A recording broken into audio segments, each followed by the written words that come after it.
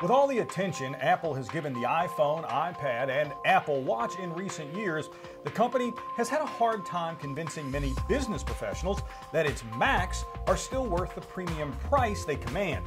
So what can Apple do to win over pros who may be considering a Windows machine or even a low-cost Chromebook? For Tech Republic, I'm Bill Detweiler, and here to help us examine this question is Jason Heiner, Global Editor-in-Chief of Tech Republic. So, Jason, what do pros need from a new line of Macs? Yeah, so Apple clearly hasn't put a whole lot of attention into the Mac line. For years, it's no secret. We've talked about it many times, and it's understandable from a business perspective because the iPhone and the iPhone ecosystem is such a massive part of their revenue, and the Mac is such a small part. Now, that being said, it's still a multi-billion-dollar business. If it was its own company, we're still talking about a billion-dollar business. But clearly, they've put minimal effort into the Mac, and it's starting to catch up with them because these products are long in the tooth, right? The MacBooks, MacBook Air, MacBook Mini, and our expectation is, and what we've heard numerous reports of, is that they are working on a new version of the MacBook Air and potentially a new version of the Mac Mini, which is great and could potentially help them compete where they are really struggling, which is that sort of average everyday user, where Chromebooks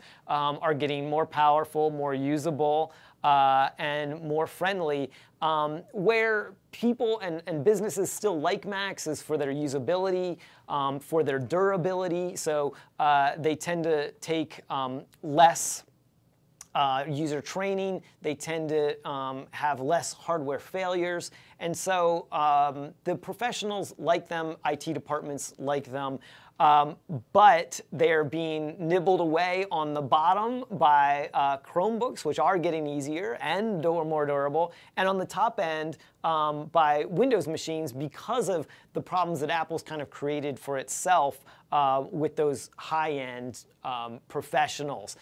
So they've got a real challenge. We'll see if they can answer that in their September event.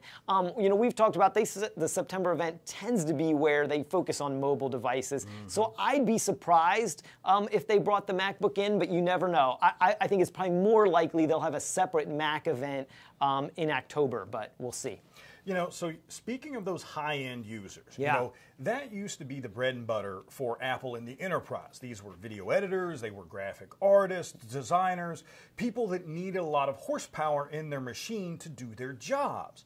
And in recent years, it seems like Apple's abandoning that group. What can Apple do to sort of win those people back, or have they pretty much just said, hey, we're going to cut our losses and we're no longer targeting that group of business users? Yeah, it's a great question. So it is a lot of the bread and butter, and these are people that are long-time Mac enthusiasts in many cases, and they are very loyal to the brand. They, because of their use of Macs, they were some of the early adopters of the iPhone, of the iPad, and Apple Watch and other products. So abandoning them, not very wise strategy, but that has felt like what Apple is doing in recent years. Although I would argue that in many cases, it's not so much that they're abandoning them, they're just trying to get a little too cute with what they're doing with the high end. So what that high end customer has told them again and again they need is, you remember the old Mac towers, right? The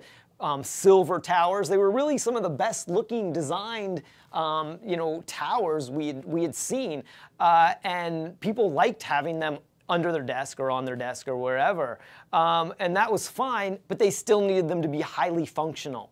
And what's happened is Apple's gotten too far away from functional and gone too much in the way of cute. We've also seen this on MacBooks, MacBook Pros with the Touch Bar as well, right?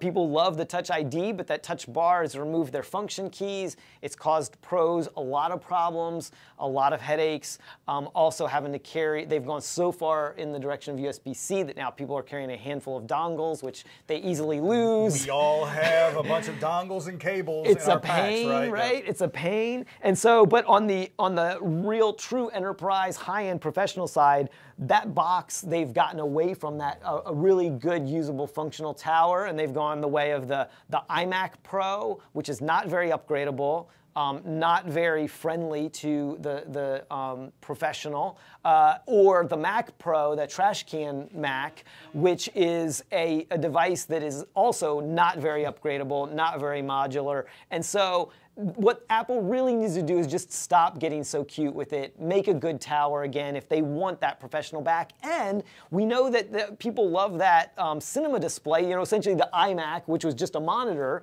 where they can order a big, high performance Retina display to put on their desktop. If they want those users back, they need to make that tower, they need to make a new cinema display. If not, then I think they're going to continue to, and we've seen them continue to lose that professional to others who are now even almost against their own better judgment and their own will, having to ditch the Macs and go with these high-end Windows devices instead. Yeah, well, as a long-time Apple user myself, I hope they do. Now, for all the latest Apple analysis and Mac how-tos and tips, check out Tech Republic and be sure to subscribe to our Apple and the Enterprise newsletter.